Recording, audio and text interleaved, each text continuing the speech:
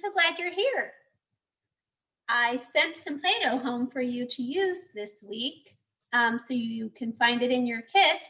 And then I realized I didn't bring anything home for me to use when I want to practice rolling and punching and making shapes. Really good for fine motor, which is a good skill for building your writing grip. So I decided I'd look up an easy at-home Play-Doh recipe, and I could show you how to make some in case you run out. This is an easy Play-Doh recipe, and the first ingredient, oh wait, I should wash my hands. A, B, C, D, E, F, G, H, I, J, K, L, M, N, O, P, Q, R, S, T, U, V. Keep scrubbing. W, X, Y, and Z. Now I've said my ABCs, and my hands are nice and clean. Tops and bottoms and in between. Yes, they're clean. I'm gonna rinse now.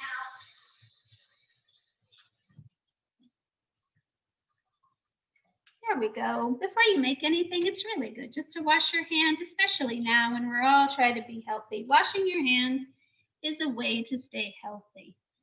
I'm going to put on my apron to protect my clothes, and then we'll talk about the ingredients. So for Play-Doh, the recipe calls for 1 cup of flour, 1/4 cup of salt,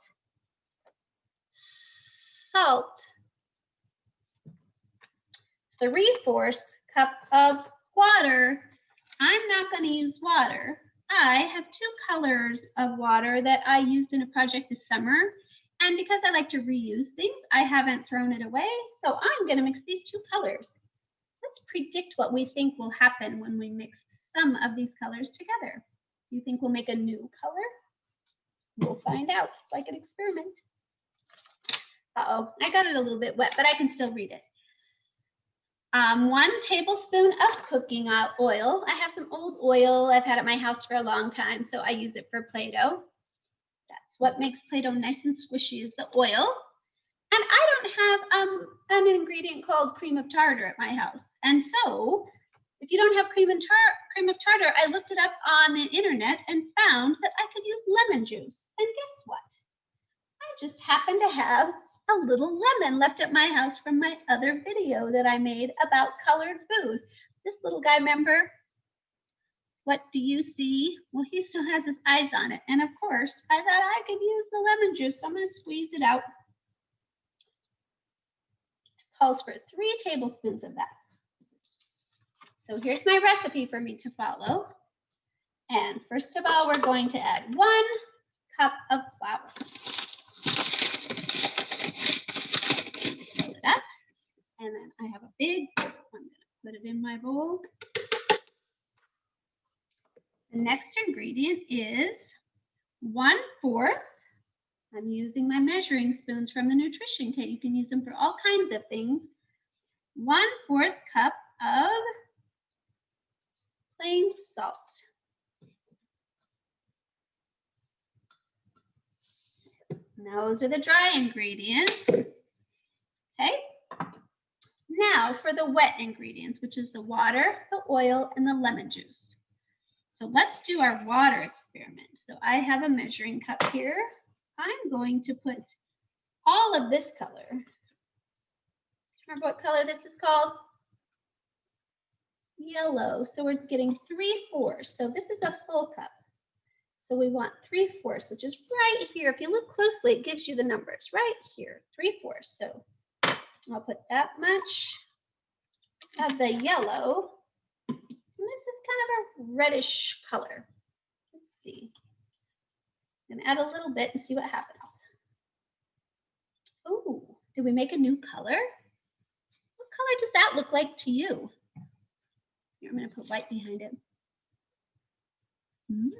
What color would you call it? Maybe you can name my Play-Doh color. That was the experimental part. It asks you to heat it up. So it says put it in the microwave and heat up for about 2 to 3 minutes just before it boils. So I'm going to do that.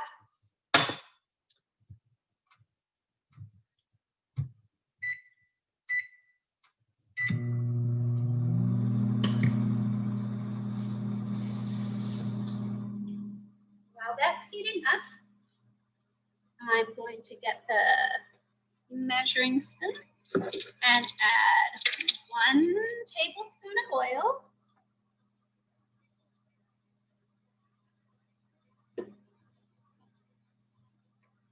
And then I'm going to add 3 tablespoons of lemon juice.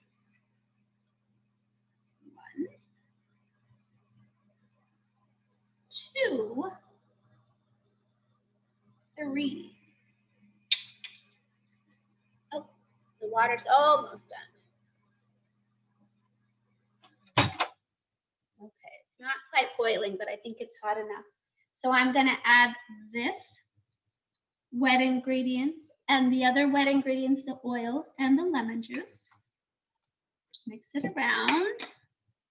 Oh, that's such a great color. I'm really glad we mixed those. And we're going to add them to our bowl. And let's stir it up.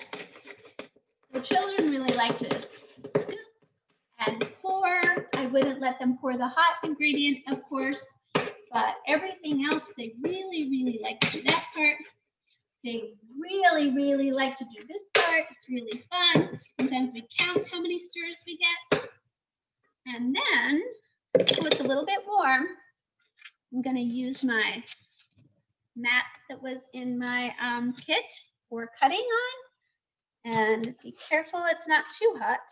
But you bring the dough that you made out and then you kind of pound it and you push it and you knead it. Look at what color we made. I'll bring it to our small group and you can help me decide what color you want to call it. You know, I like the smell of Play-Doh, but I wonder if we added something else. What if I added a little bit of cinnamon? Let's see if we can use another sense. Use our sense of smell. I'm just going to add a little dry cinnamon. I